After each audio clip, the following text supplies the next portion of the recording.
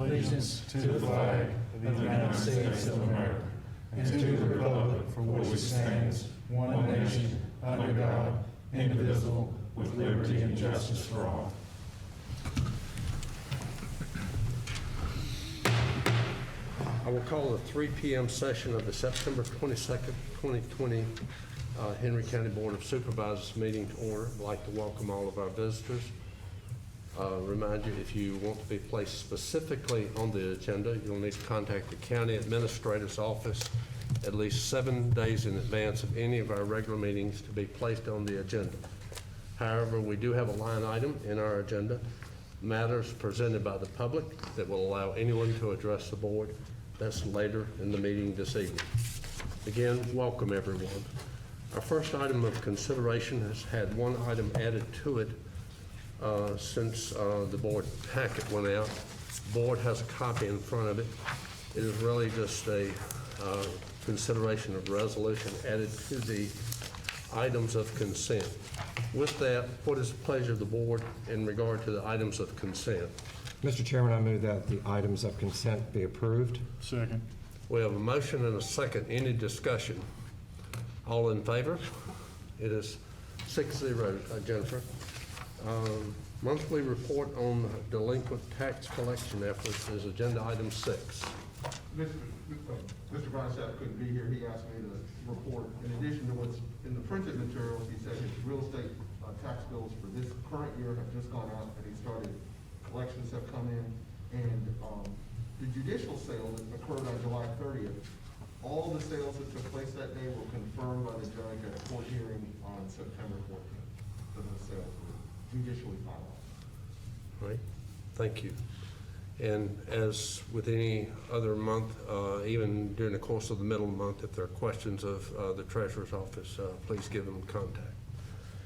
Agenda item number 7 will take up financial matters. 7A, an additional appropriation referencing 4 for Life funds for public safety. Mr. Hall. Henry County recently received $54,176 from the Commonwealth's 4 for Life Return to Localities Fund. This fund is derived from a fee charged on each vehicle registered in Henry County. The funds must be used for emergency medical services training, supplies, and/or equipment. In the past, the funds were distributed equally among the 5 county rescue squads and the Department of Public Safety for ambulance operations. As previously approved by the board, the squads will be required to spend the funds prior to February 1st, 2021 to allow staff time to complete the required reports and submit those reports to the Commonwealth. You have in your working papers a memo from Mr. Tate. In regard to approval of this additional appropriation, what is the pleasure of the board? Mr. Chairman, I'd make a recommendation that staff recommend approval of additional appropriations of $54,176 from the 4 for Life funds. Second. We have a motion and a second for the additional appropriation to be approved. Any discussion? All in favor? It's 6-0, Jennifer. Agenda item number 8, a consideration extending the continuity of government ordinance. Mr. Hall. In March, the Board of Supervisors declared a local emergency in response to the pandemic. In addition, the board approved an emergency ordinance providing for the continuity of government during this pandemic. The ordinance had an automatic expiration of 6 months, which concludes on September the 24th. And County Attorney George Lyle is recommending that the board re-adopt the emergency ordinance, extending it for an additional 6 months. With that, what is the pleasure of the board? Mr. Chairman, I recommend the board re-adopt the continuity of government emergency order. Second. Have a motion and a second. Any discussion? All in favor? Is 6-0, Jennifer. Agenda item number 9, informational items. We'll begin by taking comments from the board, beginning with Mr. Zaire. No, sir. Dr. Martin. No, sir. Mr. Bryant. Yes, sir. And look, here some time back I had talked to Mr. Hall and also you about the Philadelphia Rescue Squad receiving their grant for their ambulance. And of course, with the virus going on and the holdup of the funds, I'm wondering if we can get it released early. The squad itself has 3 ambulances, and 2 of them are in and out of the shop continuously. I'm actually on the board there with them, and 2 of them stays in the shop probably 10 times more than what they run. The other newest one we've got is about 8, almost 9 years old. And of course, now, most of you know here that FC has a paid staff now, so they run that ambulance ragged. And we're at a spot now where we need to get a new ambulance. We've got the grant approved, but the grant is based on the fundings that comes from the county. So we've weighed several options of doing it. Either we can go take a loan out and hope and pray that the county will turn loose of the funds on it. That's sticking your nose out, or sticking your neck out a decent way, trying to get funds, hoping that the county's gonna do it, or either we can possibly allocate that funds to be released, and then we can go ahead and order the ambulance. Regardless, the ambulance won't probably be delivered till sometime late next year, but we've got to get that paperwork and order in, so we can proceed on it. So I'm gonna kind of leave it up to my other fellow supervisors to whether they want to fund this. The money was put in for that, it's there, it's just not been released. So I'm just asking if we can get it released a little early. Okay, Dale, you want to tee that one up, since you, public safety before, as to, and maybe Darryl jump in as to, any. Yeah, and we may have to get back with you at 6 o'clock, because I don't remember off the top of my head exactly what the dollar amounts were. We did discuss it in early budget negotiations, but we never produced that budget prior to the pandemic hitting us, and then we released, the modified budget. So, right off the top of my head, I don't remember that exact number. I don't remember the dollar figures of the grant. Well, But we can get that and get that back to you at Yeah. 60. well, I think Mr. Hall, I talked to Mr. Hall about it. Yeah, generally Sometime. with we did 2 budgets Yeah. this year. One had some capital in it, and then COVID hit us and we removed all capital, essentially. And we did that with the understanding, and what you guys approved as we move forward, is that we would readdress or reconsider capital items when we got about 6 months into the fiscal year, which would be roughly December. We can certainly move faster than that if you want us to, but I would expect action from the board to let us do that, or to tell us to do that, because the budget that was approved specifically said we wouldn't go back to any capital expenditures until we were 6 months into the fiscal year. Yeah. So we're willing to do whatever you tell us to do, And but that's how we that, teed it up. and that is fine without getting an answer today for it. I would just like to know if we are on a mutual understanding that we will receive the money in the near future, so we can either go ahead and approve the grant, and we can possibly take out a loan and then pay it back when the grant comes in. But Tim, what you're saying is the funds would be available the end of December. We would reevaluate our capital Got it. request at that point. Got it. I will tell you that we are tracking, from a revenue standpoint, we're tracking pretty closely to what we anticipated to get, which is not as much as we've gotten before, but we knew that would be the case. So, if the board chooses for us to consider it, we can certainly do that, and maybe bring you something in October that kind of encapsulates the entire thing. But to this point, I'm not real confident stepping out on a ton of capital yet, but I think we're getting closer to that. But if it's the board's choice that we kind of accelerate that, then certainly that's what we can do. Now, was that amount $100,000? Is that? I'm like Dale, I'm Okay, I'm blanking on that's what, I was thinking it was less than $100,000. I was thinking, I'm just guessing, I was thinking 75 or 80, but I don't remember. okay. We'll need to research that. So that we know the dollar figure that we are all considering, would that suffice that we get the information back Sure. and get it on the agenda? Sure.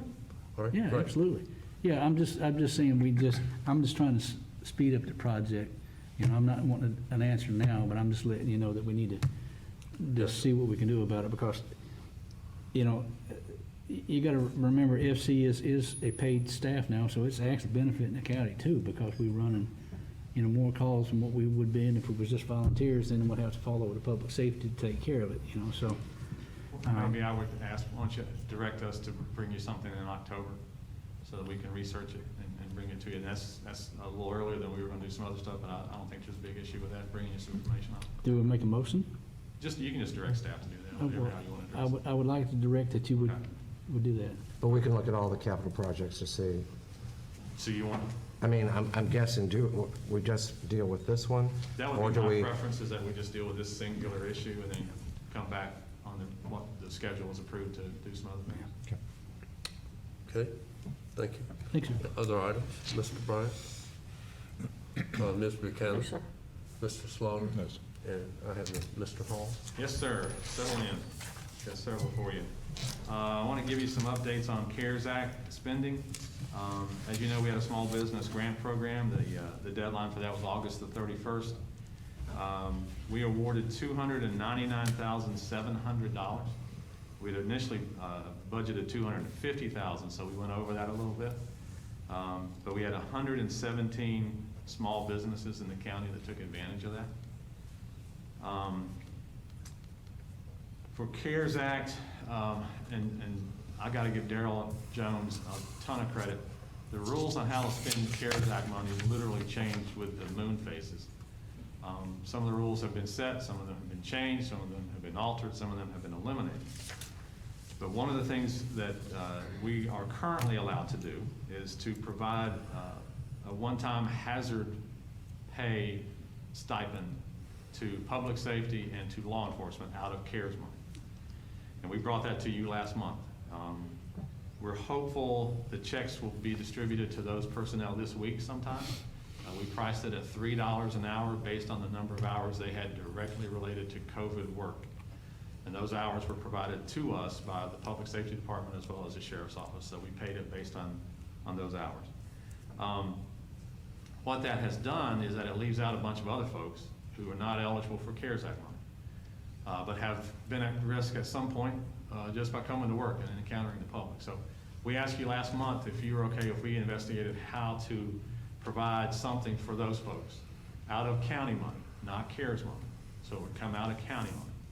So what we're bringing to you today is a recommendation that we provide full-time folks a stipend of $2,000, which is less than what the Leos and Sheriff's Office folks are getting out of CARES Act, but it's coming out of county money. We would also provide a $500 stipend to our part-time folks. For instance, the folks who work our convenience centers are part-time, and I don't think anybody would argue that they haven't had their plates full. That number looks like it could be around $240,000. Now there's a part two to this.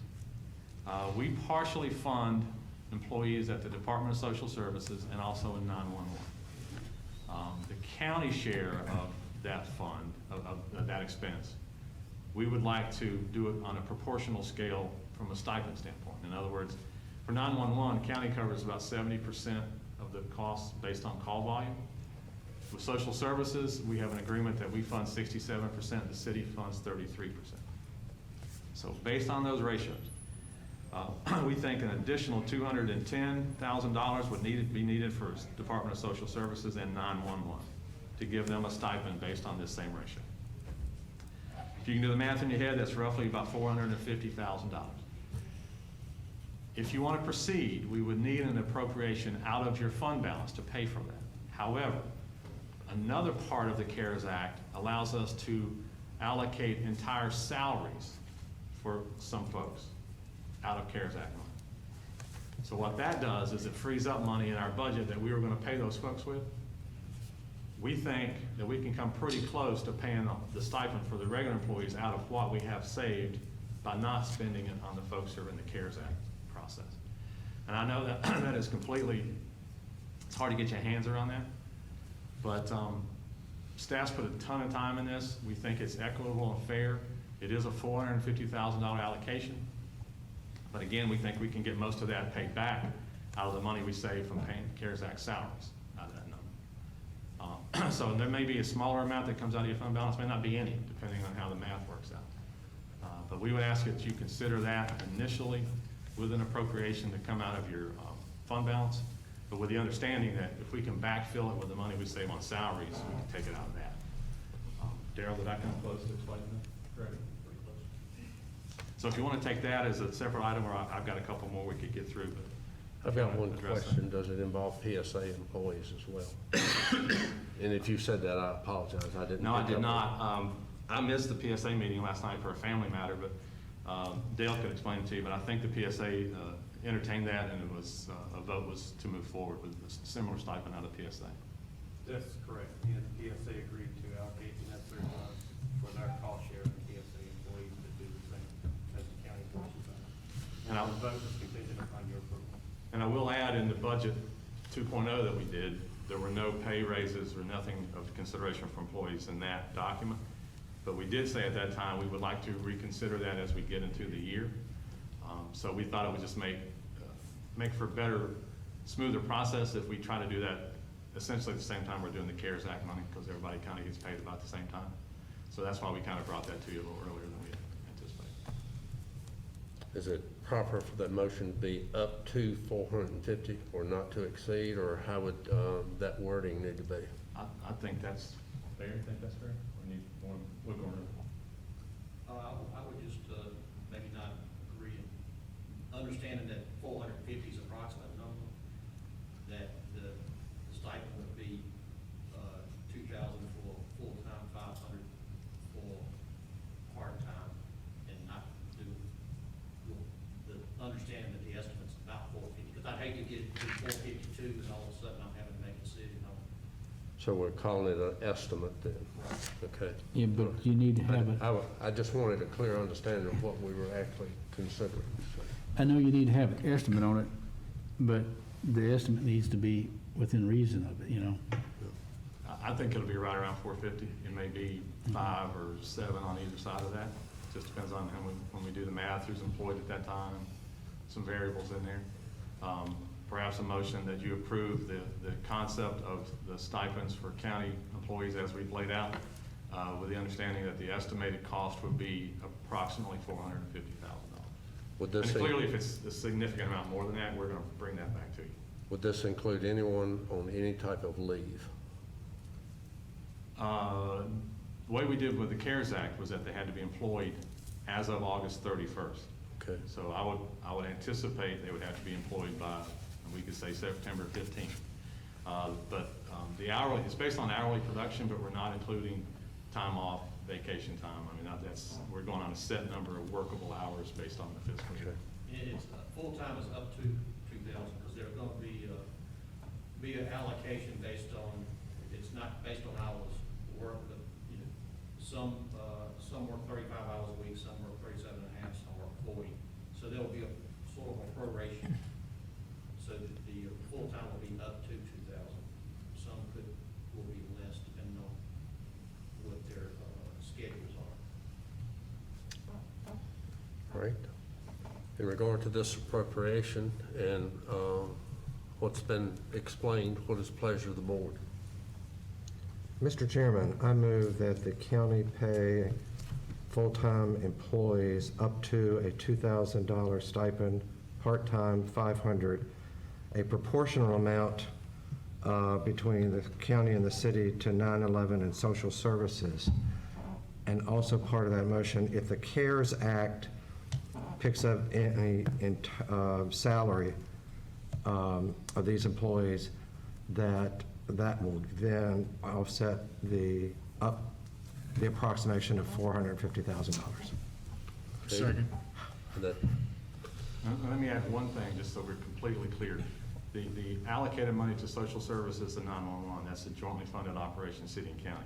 The city is not committed to funding its share. So Right. we're just basing ours based We're on doing the our proportionate share. county's proportion of what they get. Correct. That's Correct. okay, we have a motion Second. and a second. Any discussion at this time? Or any clarification needed? All in favor?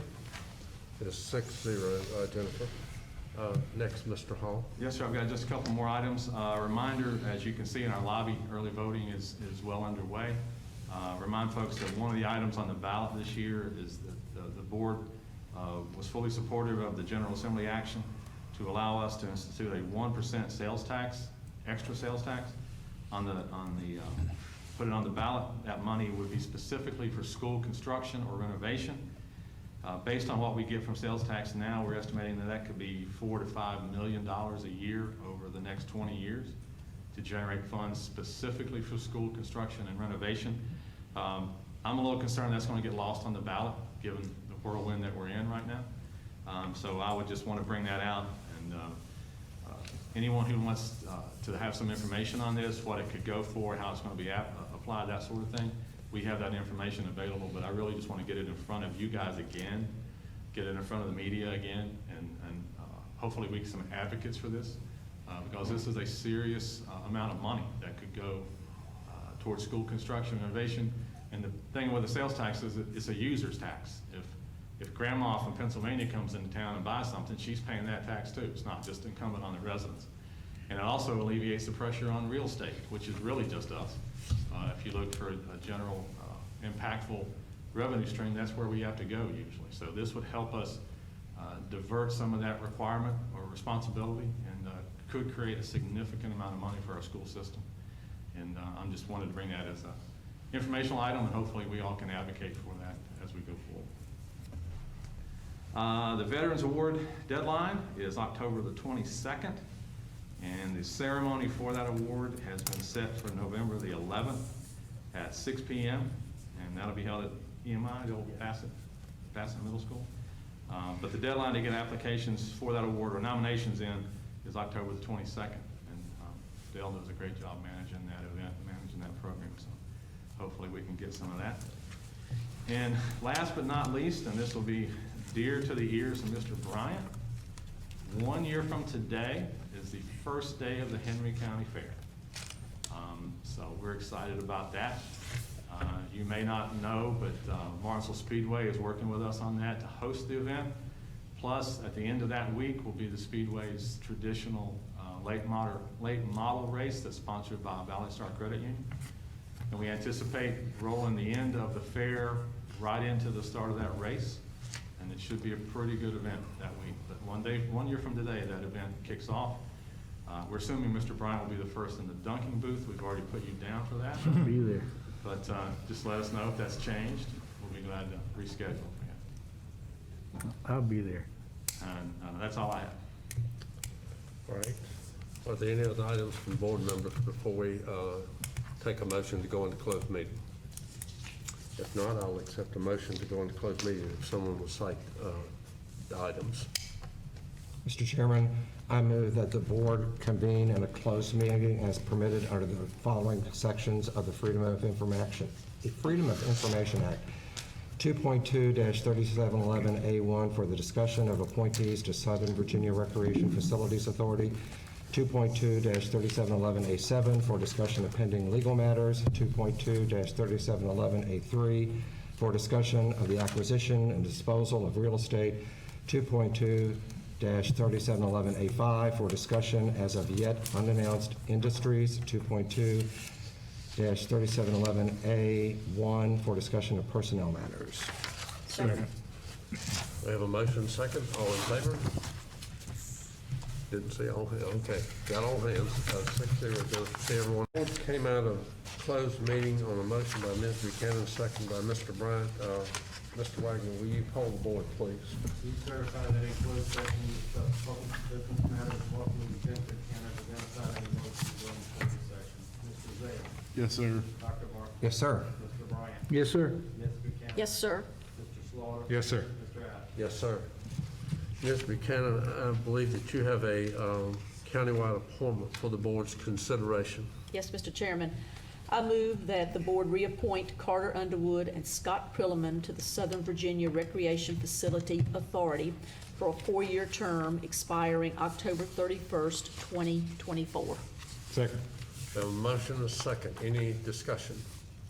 All in favor? The 6-0, Jennifer. Board has in front of it a memorandum that's placed in regard to funding for the Chamber's Partnership for Economic Growth. Mr. Hall, do you want to sum up any of the background on that, please? Yes, sir. Annually, you fund many different outside agencies. One that you fund is the West Piedmont Business Incubator, which is under the direction of the CPEG group through the Chamber of Commerce. when you fund outside agencies, it is traditionally expected that they provide us with their most recent audit and then draw down that allocation within that fiscal year. For some assorted reasons, CPEG through the incubator did not ask for that drawdown during that fiscal year. In the past, we brought those cases back to you. They have asked for consideration on that. They have provided an audit. It is outside the window of that fiscal year, so we bring it to your attention, and we will follow your directive on whether to allocate that money or to keep that money. We're looking at $9,025. Yes, sir. With that, and I think the board is, with this memorandum, has sufficient background, and what is the pleasure of the board in regard to funding and basically indicating that we have to have the guidelines followed on this as well? Mr. Chairman, I'd make a motion that we would approve this with the understanding that we'll do it this time, but next time, it's going to be a different situation. We have guidelines set, time period set, and so as long as they understand, that, I would make a motion that we approve it. Second. Okay, we have a motion and a second. And comment, I think that Yes, please. only because we're in uncertain times right now because of COVID. But I certainly agree with what Mr. Bryant said. This is a one-time opportunity for them. Mr. Bryant, as identified in the memorandum, are you okay with this, and board members as well, as being the funding source identified as the contingency fund, since it's just $9,000? Yes, sir. Make a motion that we would do the contingency fund. Okay. But would we Right. want to take it from the contingency fund? No, Or take it from the fund balance. fund balance. Fund There you go, balance? Fund balance. Since Yes, we're sir. so early on in our We'll take budget it from you process. for how you direct us. Fund balance. Okay. Motion and a second to take $9,025 from fund balance to fund Chambers Partnership for Economic Growth. Any further discussion or clarification needed? All in favor? Is 6-0, Jennifer. And we'll convey that to them with Mr. Bryant's wording. We hope things were done according to the requirements. We have a few moments before our 6 p.m. session. Mr. Hall, do you have any other items of business at this time? No, sir. Board members? Excuse me, sir. Was we going to make this letter of intent? I think after the presentation. You can do it after Mr. Cherney's presentation tonight. Got you, sir. All right. With that, we'll stand in recess till our 6 p.m. of the September 22nd, 2020 meeting of the Henry County Board of Supervisors. Back to order from our recess. I'd like to welcome all visitors. Remind you, if you want to address the board, you must sign up 7 days in advance of a meeting to be placed on the agenda. The county administrator is the contact person for the board. However, members of the public may address the board tonight under the agenda item matters presented by the public later in this meeting. Again, welcome everyone. Our first item tonight, we'll have general highway matters. We have with us David Kaiser from VDOT. David, welcome. Good evening. We've had several calls about mowing. We had several pipe replacements that got us a little bit behind in the grass with the wet conditions. Really got out of control in some places, but hopefully the cool weather will help out with that. We all mowing. Right now we're mowing on the primaries. We on 220 South and we're on 220 South on the way back towards the bypass, and they will then head east on the secondaries. The Montsville area headquarters has mowed King Mountain Road and will start their third round of mowing very soon. Horse Pasture area headquarters has mowed everything west of 220 and is moving into Rich Acres, and then they will go to Rivermont Heights, then back to Ridgeway. Again, hopefully this cooler nights will slow the grass down and we'll be able to get all of that caught up very soon. Miles Road in Collinsville has been closed due to some damage from the remnants of Hurricane Sally.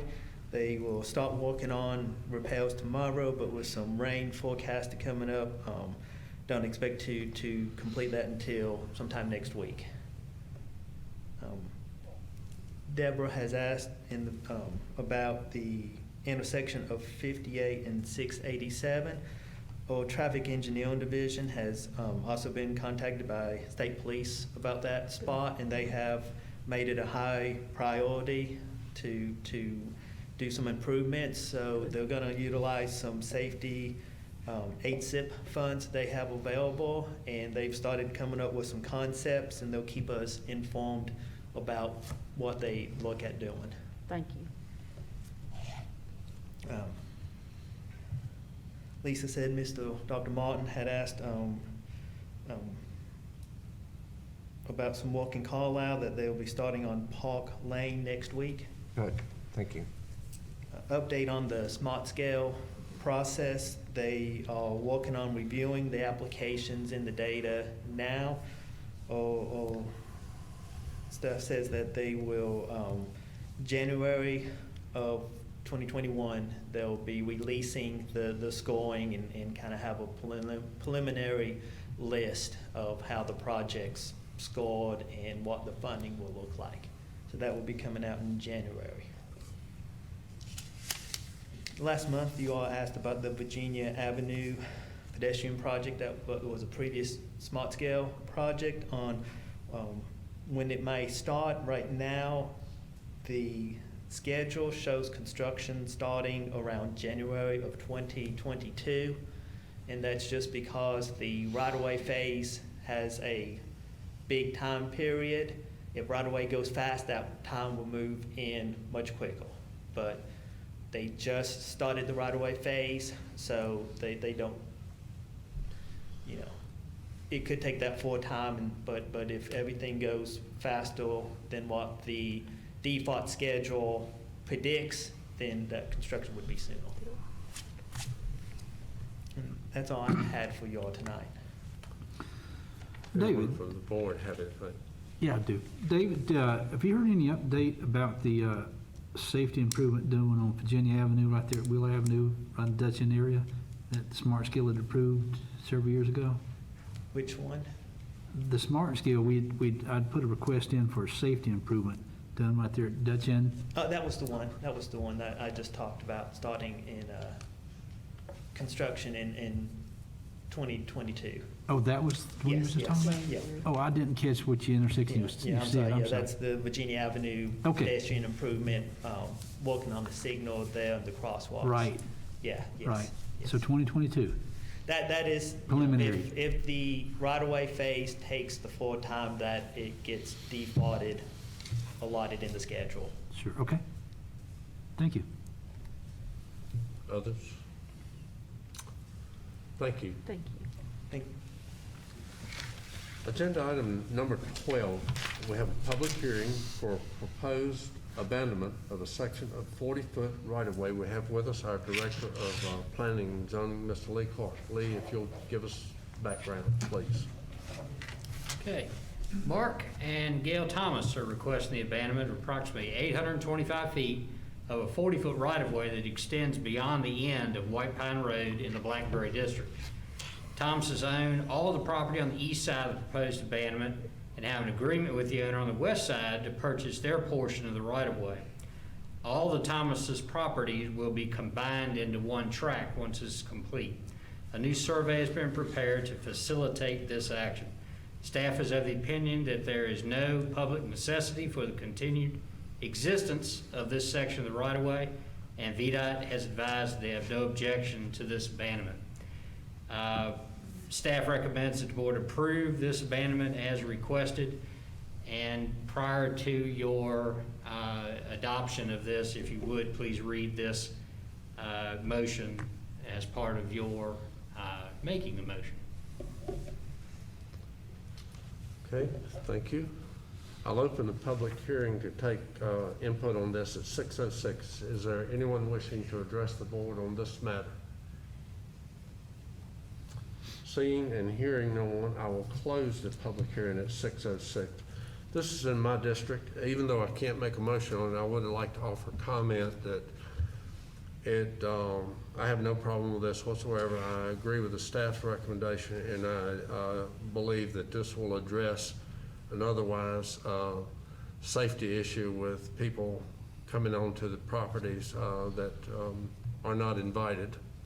And with that, if someone will read the bold print of the motion verbatim, it all has to be read, and make that motion on my behalf, I would appreciate it. Be it ordained and resolved that approximately 825 feet of 40-foot right-of-way in the Blackberry District be vacated and abandoned. The portion to be abandoned begins approximately 50 feet north of tax map 14.3-390, is shown on a new survey from Mark A. Thomas and Gail P. Thomas dated August 28, 2017, and revised May 26, 2020, prepared by Brian E. Jones, LS. The 40-foot right-of-way is originally shown on maps entitled White Pine Road, dated May 30th, 1986, prepared by W.C. Brown, CLS. Said maps are recorded in MB 82, PG 596-612, 626 through 642, and 744 through 760 in the Henry County Circuit Clerk's Office. This abandonment is subject to the rights of owners of any utilities previously installed. Second. With a motion and second. Any discussion? All in favor? It is 6-0, Jennifer. And residents, good luck with this. Thank you very much. Agenda item 13, we have a presentation tonight regarding redevelopment of John Red Smith Elementary from James Cherney, Cherney Development Company. Mr. Hall, give us a little background on this, please. Yes, sir. John Red Smith Elementary closed after the 2017-18 academic year. Once the property was returned to the county by the school board, staff began working with various partners in the community to determine the best use of the facility. Earlier this year, Henry County issued a request for proposals regarding the redevelopment of JRS into a mixed-use development, including apartments. From those RFPs, staff chose to pursue a partnership with James Cherney, with the Cherney Development Company out of Winston-Salem, North Carolina. Mr. Cherney is with us this evening to make a presentation on what he hopes John Red becomes. And he is joined by Jim Frith, a local resident, longtime resident with Frith Construction. Okay.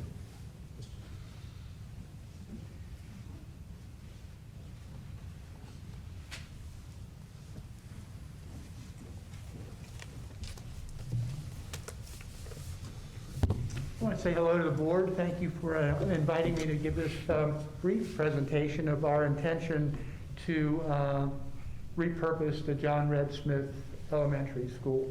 I was introduced as a resident of Winston-Salem, North Carolina. That's no longer true. I do have maintain an office there, but I'm now a proud resident of the state of Virginia in Roanoke.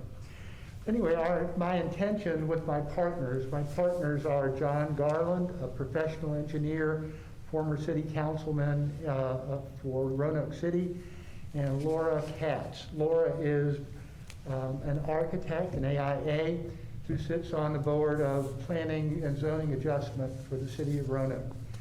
Together with these two partners, we intend to create plus or minus 32 living units at the John Red Smith School to accommodate workforce housing. For workforce housing, our intention is for first responders, teachers, healthcare workers who have a need for that type of housing, as well as some manufacturing labor to support the revitalization that you all have fostered for the city of Martinsville and Henry County. So our background is that between us, we've done somewhere in the neighborhood of 20 repurposings. We're not strangers to repurposing a school. We did that in the Hampton Roads area with school in Hampton Roads, Virginia. So hopefully we will restore John Red Smith to a useful purpose. We hope to enhance the neighborhood. We think we can increase your tax base by investing about $3.1 million in the property. And while I'm standing here, I want to express my appreciation to Jeff Sadler. I brought a number of investors to Henry County and Martinsville. Jeff has been very good at pointing my nose to the opportunities here. We're looking at bringing a couple of other industrial endeavors to the area, and thanks to Jeff for that. So are there any questions on what our intentions or purpose is? I think that each member of the board have been given some written background and somewhat have been apprised of the project. And we realize that right now we're still in the early stages. I understand that. I'm excited by the reimagining that's going on here. And we are community-minded developers, and so look forward to bringing some new eyes and some new money to the area. Thank you very much. All right, thank you. I will add one thing. I didn't realize Jeff had snuck in. I apologize to Jeff, but Jim's absolutely right. Jeff came to us through an effort with the Harvest Foundation and has been a wonderful member of our team. Left the state. He worked in housing for the state, and we were fortunate enough to secure his services through Harvest and through the EDC. Jeff has been outstanding. And Jeff, I would say that even if you weren't here, but it's good that you're here to hear it, because he truly helps separate us from other places in this housing endeavor, because we were literally bumping into blind spots because we didn't know what we were doing. And Jeff has been fortunate, we've been fortunate that Jeff has been patient with us and kind of guided us through this process. And I think he's invested in this community now. I think he's part of it. And that's good for us. It will only help us in the future to have Jeff Sadler available to us. With that, before we take action on something we all have experienced at some point in time, either by members of being on the board or as just a citizen in the area, that sometimes in our area and other areas, excess buildings don't always turn out well. It's great to have visionaries that can see the potential of what it can be. A number of us, prior to Meadowview being built, toured John Red Smith several years ago. And I think